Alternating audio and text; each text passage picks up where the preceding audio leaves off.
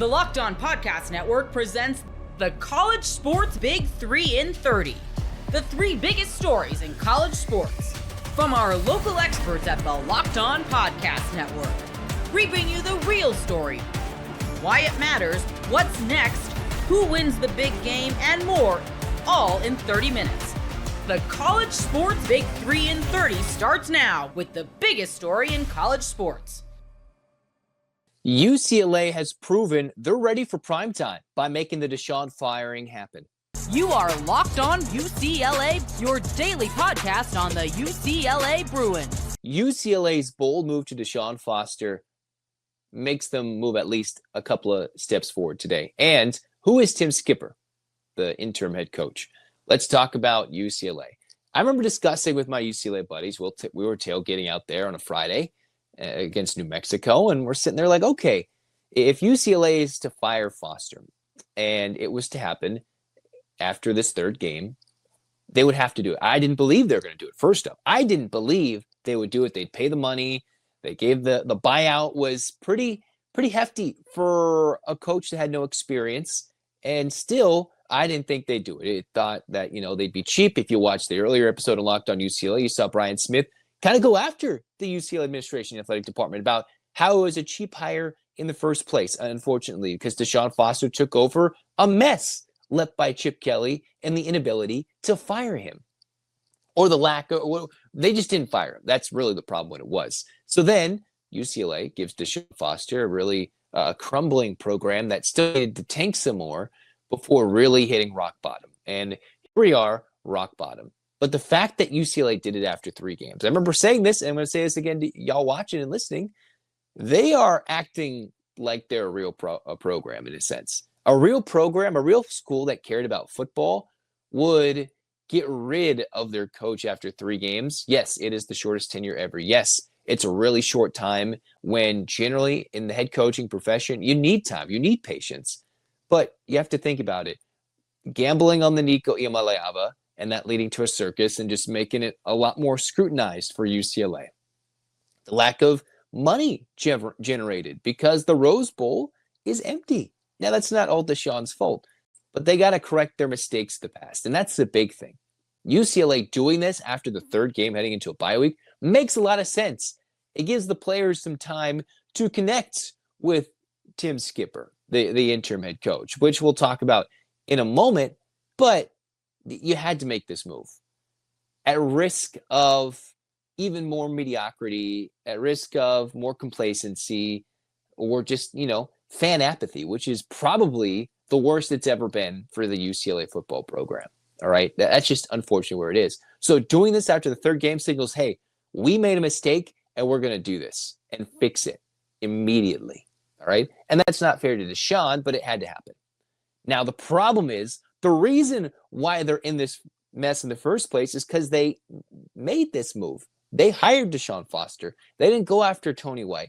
They decided, not even PJ Fleck was good enough for this job, which, he probably wasn't. But hey, think about it. Way back when UCLA was like, hey, look at it. Think about it. We're going to go after Deshaun and give him this contract, which had a decent buyout for Deshaun's purposes, not for UCLA's purposes, even though they refused to buy out Chip Kelly in 2023.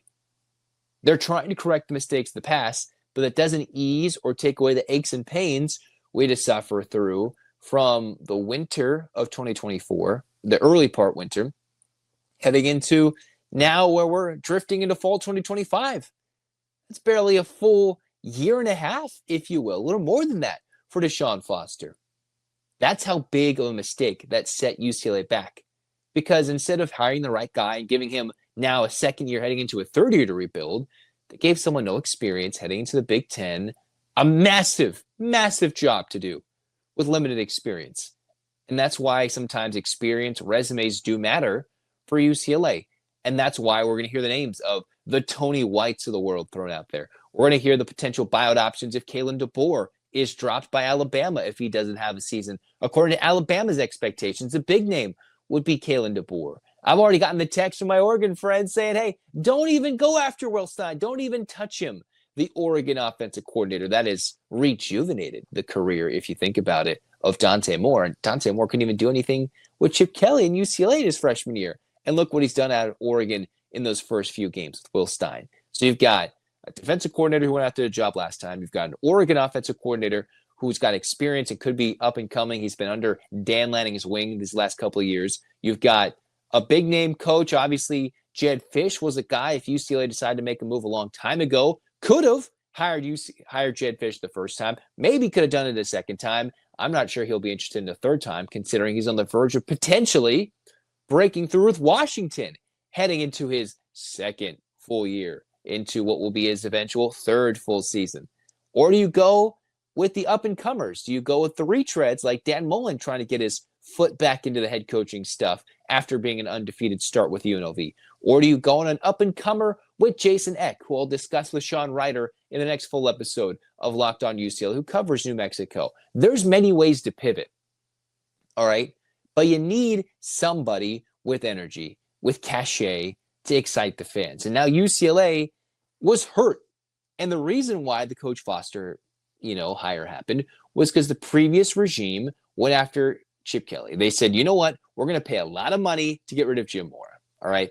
We're going to bring in a big name guy. And Chip Kelly was the big name guy. And UCLA won that battle.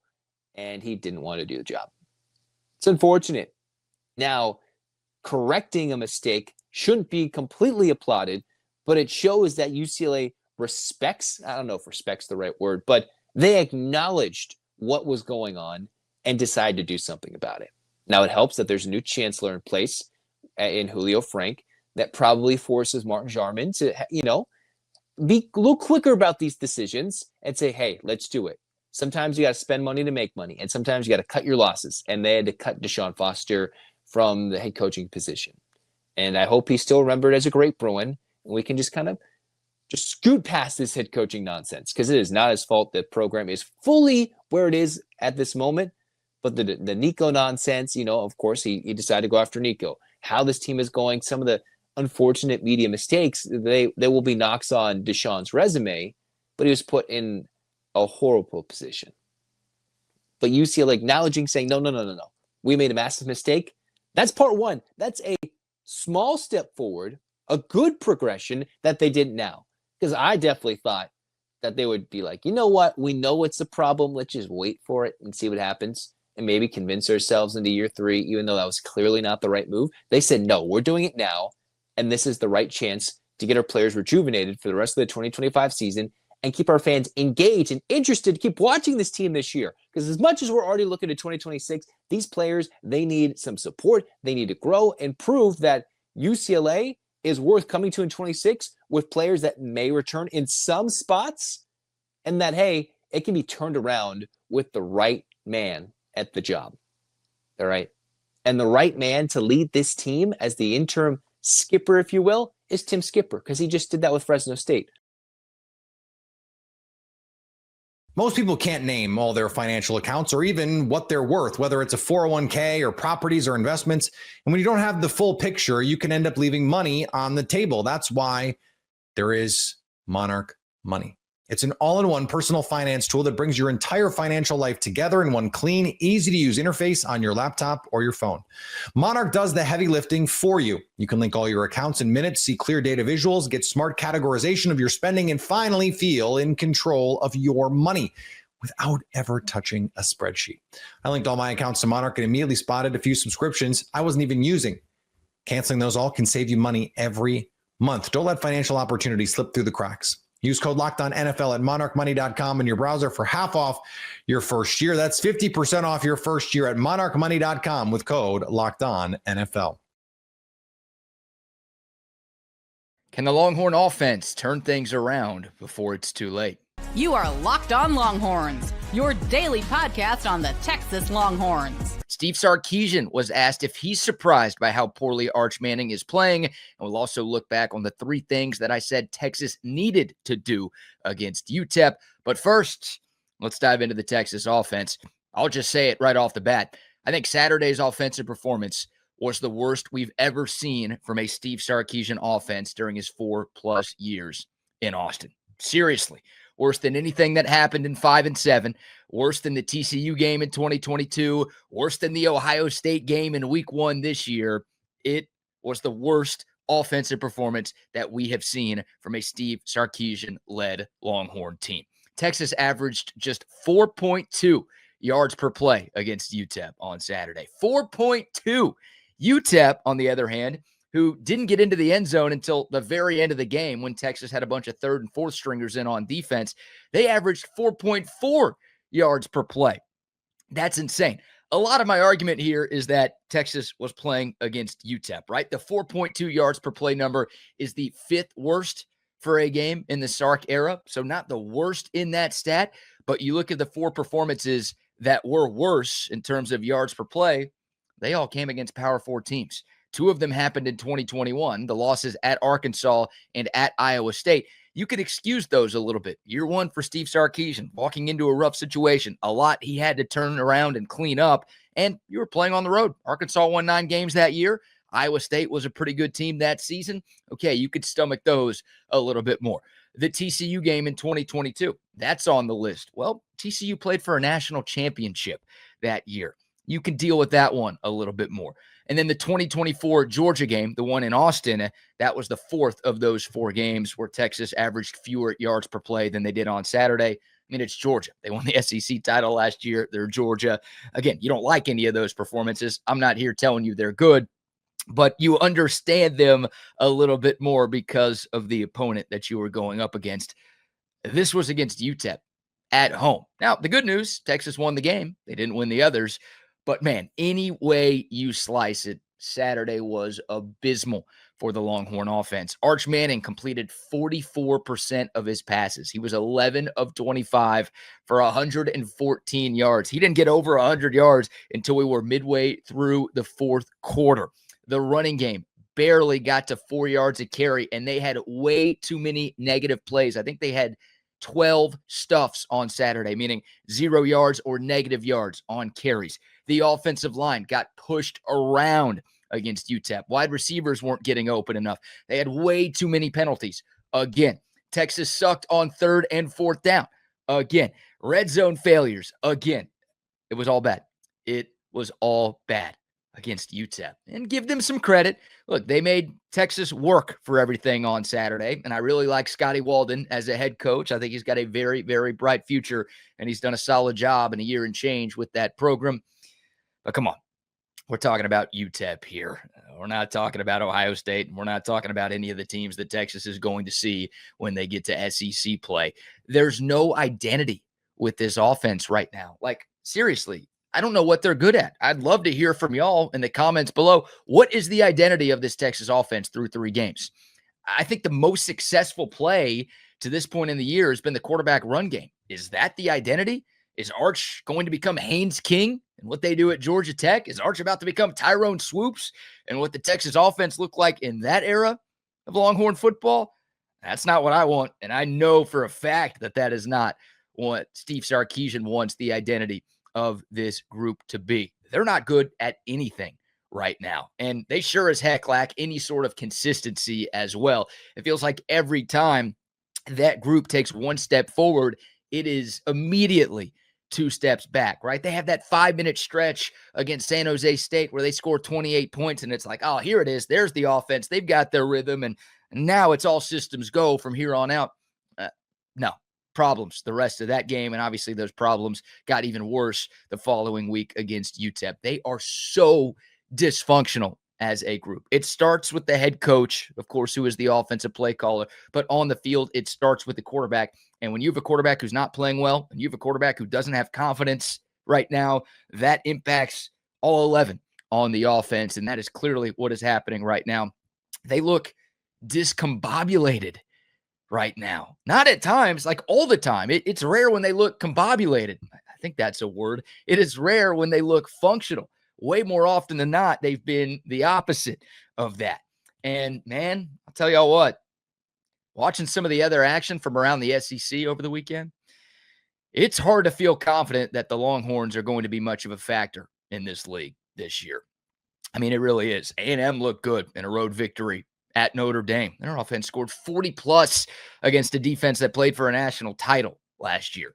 Oklahoma looked good again. Obviously, an impressive showing by them against Michigan last weekend. We saw Mississippi State beat Arizona State a couple of weeks ago. Vanderbilt stomped South Carolina in Columbia on Saturday night.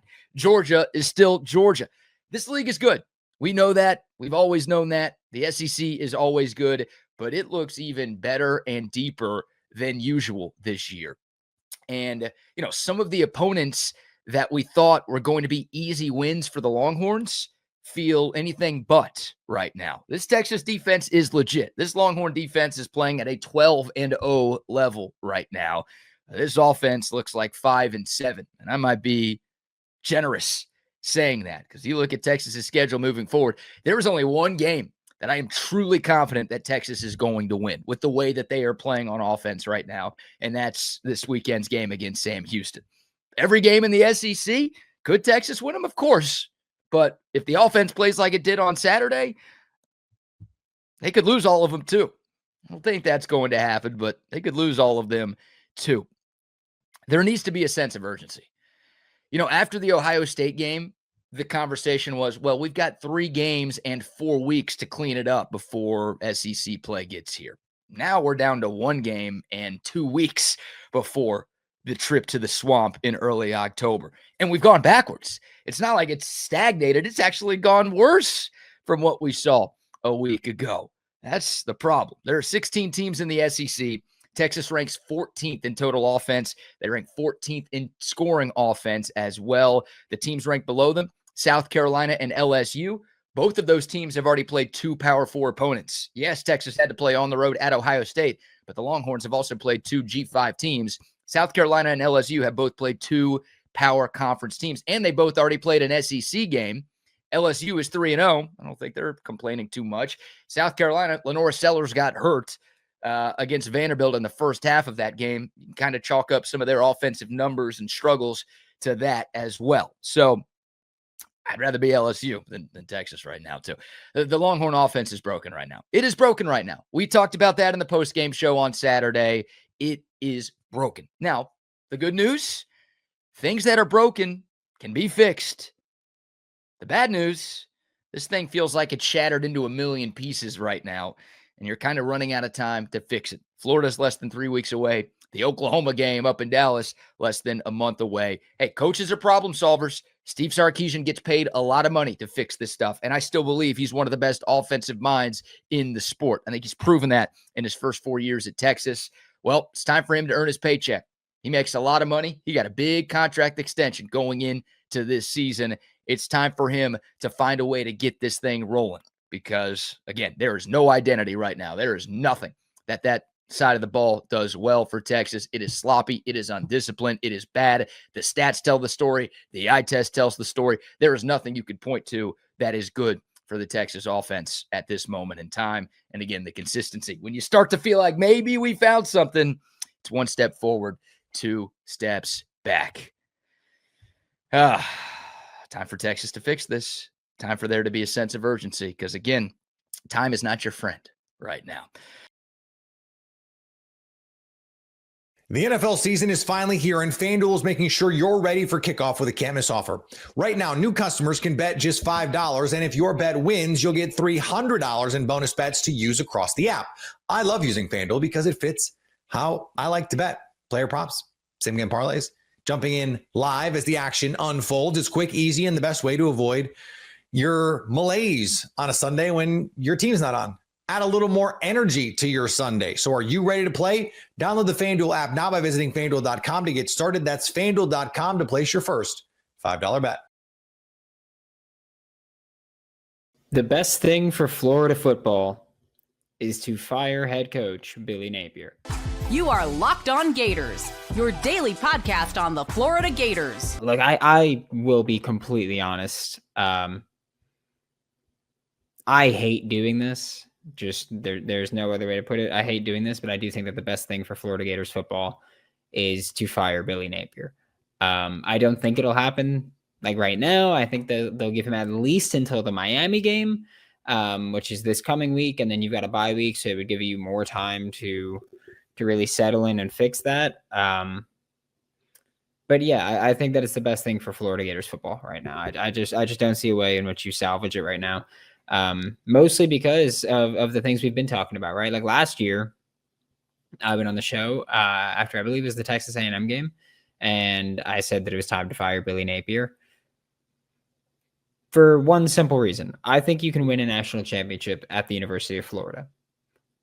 I think once you realize that you have a coach that isn't going to win you a national championship at the University of Florida, then you cut bait. And last year for me, I said I think year 3. I don't think year 3 is enough time to know if that guy's going to win you a national championship, but I do think year 3 is enough time to know that guy's not going to win you a national championship. And so after the Texas A&M loss last year, I was pretty firmly in the fire Billy Napier camp, I guess. And I hate doing it. I really do. Because like, I get it, right? Like being a college football fan, you want your team to be great. You want your team to succeed. You have these expectations. And at the University of Florida, whether like I know there's people that go, oh yeah, you know, for 60 years, this team wasn't great. And then for the past, 35, 40, they've had these great moments, and people like now all of a sudden the expectations to win. Yeah, it's Florida. You don't lower your expectations because because history before I was born says that? No, for my life, I know Florida as a winning program.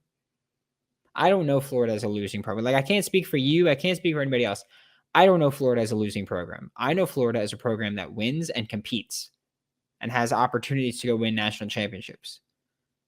I can't do the whole like, oh, well, you know, that's just how the cookie crumbles sometimes. I can't do it.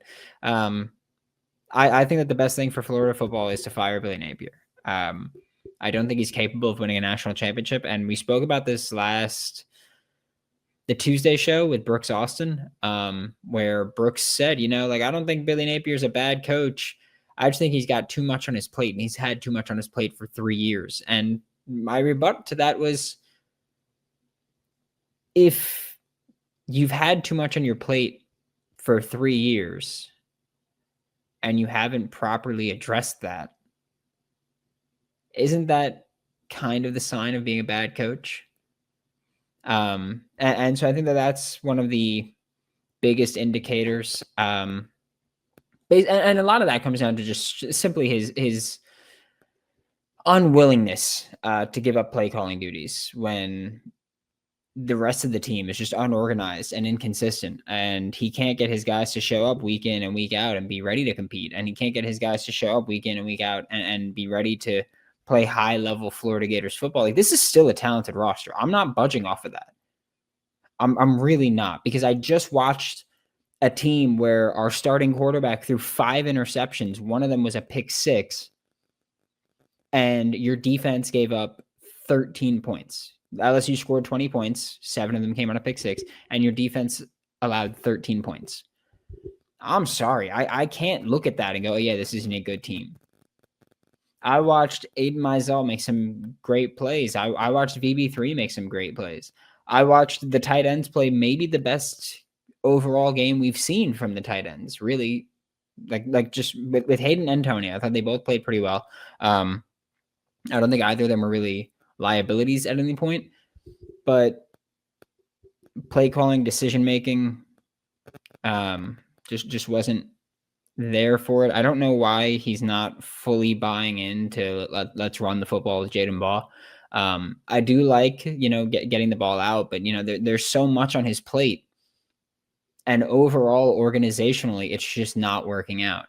And so I'm not going to do the whole, bashing him thing as like a person. I don't believe in that. I know there's people that are going to do that. I know there's people that are going to do the whole, like the U-Haul thing and the moving signs thing or the for sale signs thing. I know that. I get that.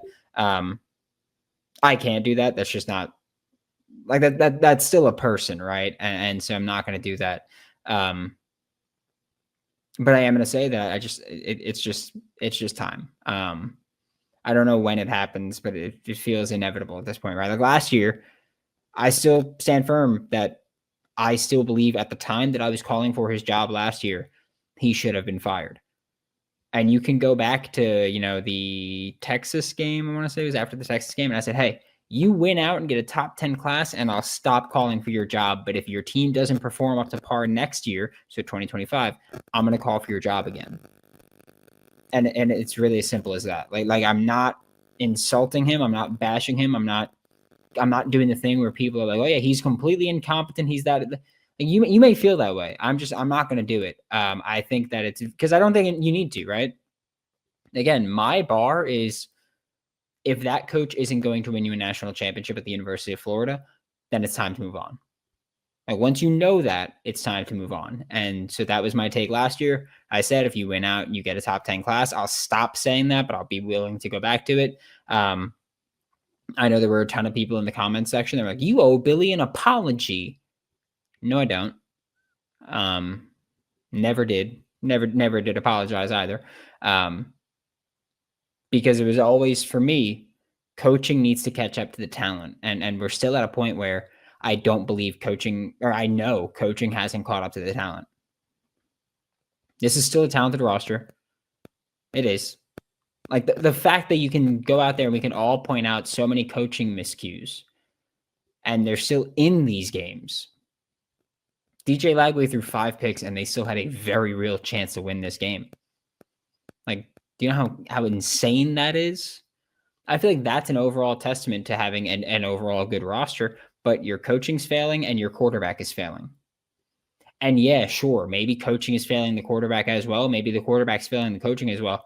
The fact is that the two most important spots, coach, quarterback, are the spots that are failing on this in this program right now. And so I think it's time that Florida moves on from Billy Napier.